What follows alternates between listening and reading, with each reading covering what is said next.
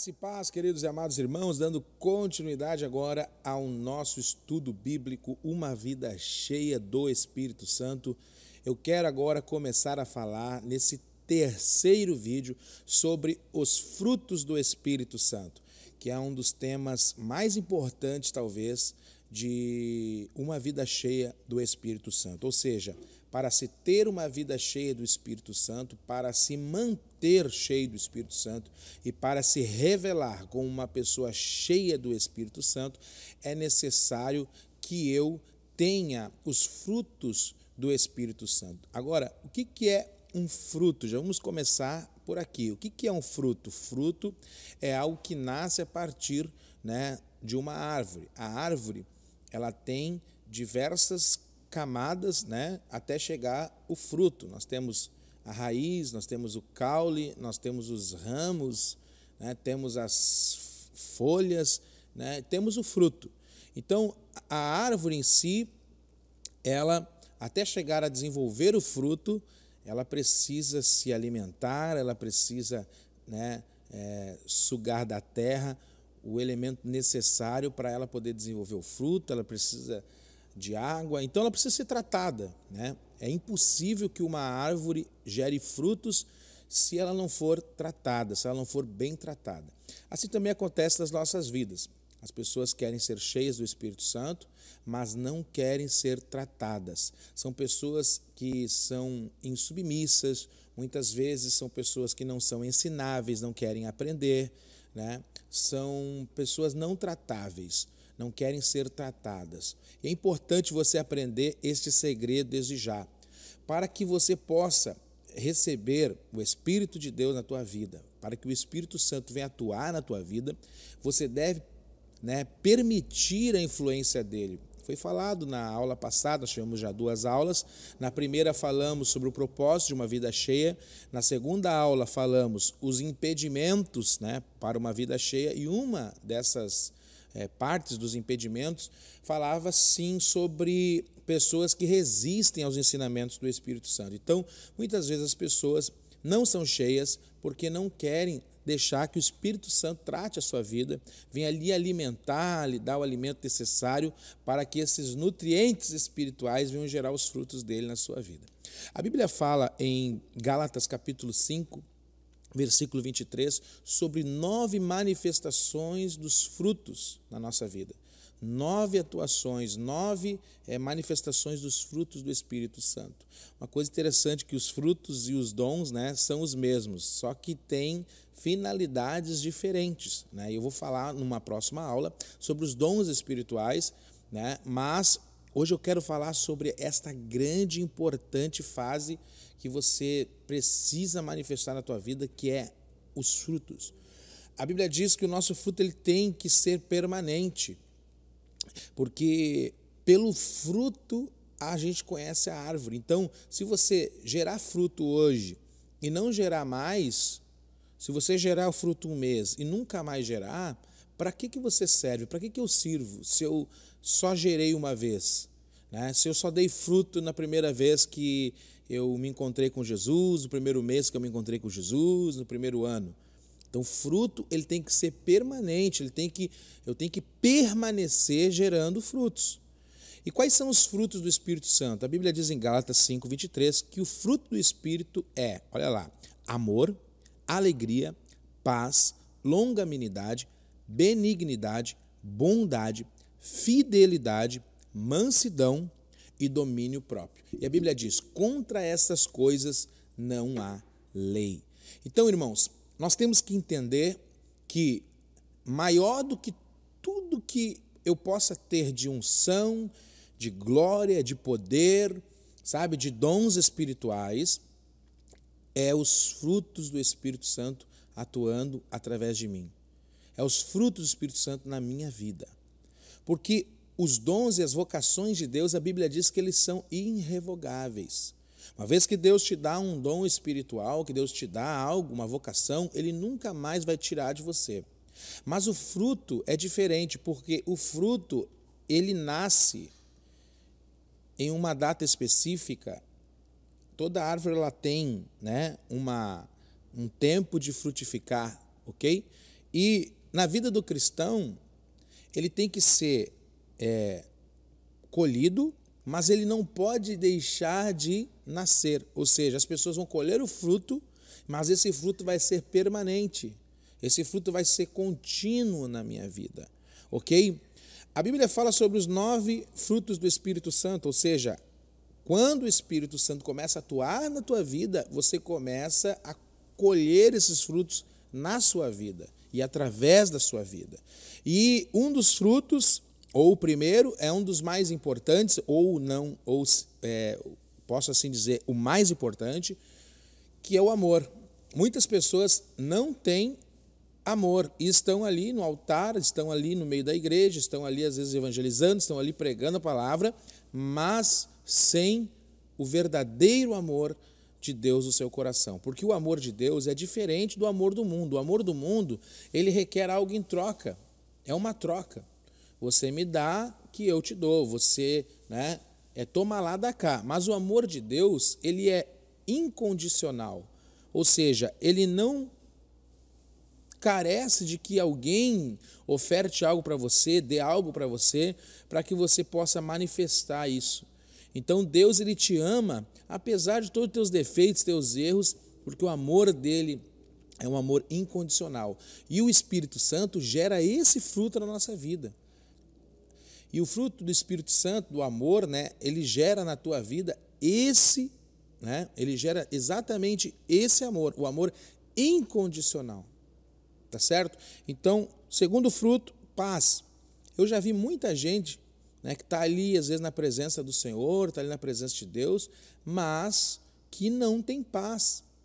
E como que um cristão pode ser cheio do Espírito Santo, dizer que é cheio do Espírito Santo, mas ele está perturbado, vive perturbado? Eu vou dizer que não temos aflições, às vezes, na terra, a gente tem aflição, mas mesmo na aflição, mesmo na tempestade, nós temos paz. Terceiro é a longanimidade. A palavra longanimidade significa aquela pessoa que é tardia em irar-se, aquela pessoa que é tardia em se deixar levar por situações. É uma pessoa que ela não carrega um rancor, ela não carrega uma ira dentro do seu coração. Ela é longânima com as pessoas, mesmo as pessoas errando com ela, ela consegue perdoar essas pessoas. É como Deus faz com a gente, Deus é longânimo. Deus espera que as pessoas se arrependam. Deus dá chance para as pessoas. Tem gente que é duro. Não, se fizer uma vez comigo, nunca mais, acabou. Isso não é longanimidade. Longanimidade é você entender as pessoas, cada jeito, cada forma. Isso é muito importante. Número 4, benignidade. A pessoa benigna é uma pessoa que tem dentro do seu coração a misericórdia. Benigno é aquele que não quer ver o mal das pessoas. A pessoa, quando ela é benigna, ela tem benignidade dentro do seu coração, ela consegue olhar com olhar de misericórdia para os demais. O que tem de gente que não tem misericórdia no nosso meio, que tem de gente maldosa, e depois ainda fala que é cheio do Espírito Santo. Eu fico doido com isso, pessoal. Meu Deus, isso daí me deixa muito triste, porque uma pessoa cheia do Espírito Santo tem que ter os frutos. Ela pode ter 1000 dons e não ser cheia do Espírito Santo, mas se ela tiver os frutos, pode ter certeza que ela é cheia do Espírito Santo. Número 5, vamos ver se é o 5. 6, vamos lá. Amor, gozo, que é alegria, paz, longanimidade, benignidade. Número 6, bondade. Isso daí não precisa nem falar. Então é a pessoa boa de coração, a pessoa que tem bondade, a pessoa que está sempre pronta a abençoar alguém, a ajudar alguém, e olha as pessoas e quer sempre se mover para ajudar, quer sempre se mover para ser bênção na vida das pessoas. Essa é a pessoa que tem bondade no seu coração. Ela vê uma necessidade, ela não consegue comer. A pessoa que, quando ela tem a bondade dentro do seu coração, esse fruto maravilhoso, ela não consegue comer sabendo que tem alguém passando fome, ela não consegue se alimentar se ela souber que tem alguém que está ali perto dela, que está ali ao alcance dela e que ela pode estar ajudando aquela pessoa que está passando alguma situação muito difícil. Também temos agora a fidelidade. E aqui eu entro numa parte muito importante, porque, meu Deus do céu, como nós temos pessoas infiéis. E quando eu falo de infidelidade, não estou falando num nível familiar, porque isso aí já beira o abismo, já beira o abismo, né? O cara que não é fiel com a sua esposa, não é fiel com o seu marido, aí já está no outro nível já de infidelidade. Mas vamos falar num nível mais, sabe, superficial de fidelidade. Vamos falar um pouquinho sobre a fidelidade com os nossos irmãos, a fidelidade com a igreja, que é os nossos irmãos, né? A fidelidade com o meu patrão, né? A fidelidade com a empresa onde eu trabalho, porque é nessas coisas superficiais que as pessoas pecam. E se elas estão pecando nas básicas, elas estão pecando nas profundas também. Tá certo? Às vezes a pessoa, claro, às vezes a pessoa ela não é infiel num nível mais profundo, mas ela é infiel no nível mais superficial, e isso daí também é infidelidade. É tão errado quanto se fosse em algo mais profundo, sabe? Pessoas que não são verdadeiros amigos. Eles te abraçam, mas nas costas eles falam mal de você.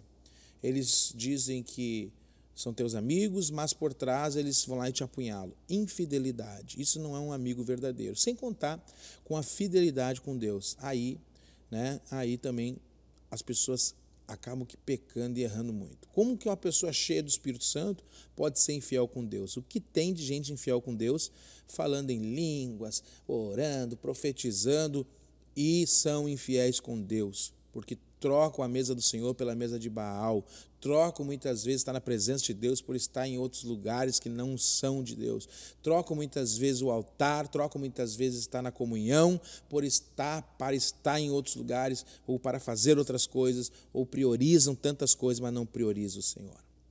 Então, eu gostaria de te chamar a atenção para isso.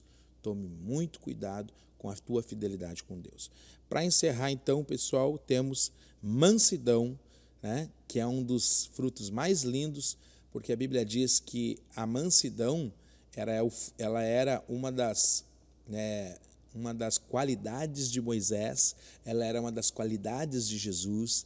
A Bíblia fala que Davi era um homem manso, mas eles sabiam a hora de ser veemente, sabiam a hora, né, de se exaltar, mas tudo com o último dos frutos do Espírito, que eu vou falar depois, eles eram mansos, ok? Você tem que ser manso, irmão, e humilde de coração. Jesus disse, aprendei de mim porque eu sou manso e humilde de coração. Então a pessoa, quando ela é mansa, ela não sai falando pelos cotovelos, ela não sai falando o que vem pela boca. Isso é muito feio. As pessoas dizem, eu falo mesmo, não quero nem saber. Cuidado com o que você faz, porque você pode estar ferindo muita gente. Pense bem, ore bem, tenha a direção de Deus, tenha a palavra na tua boca, porque às vezes a gente pode até brincar, eu vou falar, mas na direção do Senhor você fala. Fora da direção do Senhor, não fale, porque você pode estar magoando as pessoas. Então seja manso, não fica se irritando por qualquer coisa, se irando por qualquer coisa, sabe? Tem gente que parece que já se manifesta já, dá uma situação fora do controle do camarada, o camarada já fica doido. Então você tem que ser manso, ok? Porque é um dos frutos do Espírito. E o último, não menos importante, a Bíblia fala que é o domínio próprio. O nono fruto do Espírito. O domínio próprio é a pessoa que consegue, ok, se autopoliciar. É a pessoa que consegue ter domínio de si. O que tem de gente que anda aí no automático, e está errado, está erradíssimo. Você tem que ser uma pessoa que manifesta o domínio próprio, que tem domínio próprio, que sabe se controlar, sabe falar na hora que tem que falar, comer na hora que tem que comer, dormir na hora que tem que dormir, acordar na hora que tem que acordar. Tem gente que parece que ele anda no automático, não tem domínio próprio. Estou com preguiça, não vou trabalhar hoje. Dorme, segue dormindo. Opa, cadê o domínio próprio? Né? Pega e fala besteira, né? Abre a boca e fala bobagem, não consegue fechar a boca, né? Não guarda segredo, não sabe, né, ficar calado no momento que tem que ficar calado. São pessoas que parece que está na carne, automático, né? Automático na carne. Então, domínio próprio é muito importante, se autopoliciar. Tem gente que não faz jejum há anos, que não consegue ficar sem comer, não ora porque não consegue ficar um tempo ali em silêncio, né? Agora com os celulares, com os smartphones, o mundo está tomou o controle, né? Tomaram o controle das pessoas, porque as pessoas ficam no celular, não saem do smartphone, não tiram o período para orar, tiram o período para buscar Deus, entendeu? Então você precisa aprender. Os frutos do Espírito, você tem que praticar eles, você tem que buscar eles, você tem que dizer, Senhor, eu quero ter, que aí esse fruto comece a nascer na tua vida. Amém? Espero que você tenha aprendido com esta aula, tenha sido abençoado com esse conteúdo e que você possa ficar, né, com a gente até a 7ª aula, que vai ser bênção de Deus. Deus abençoe sua vida, estamos encerrando por aqui e até a próxima aula, em nome de Jesus.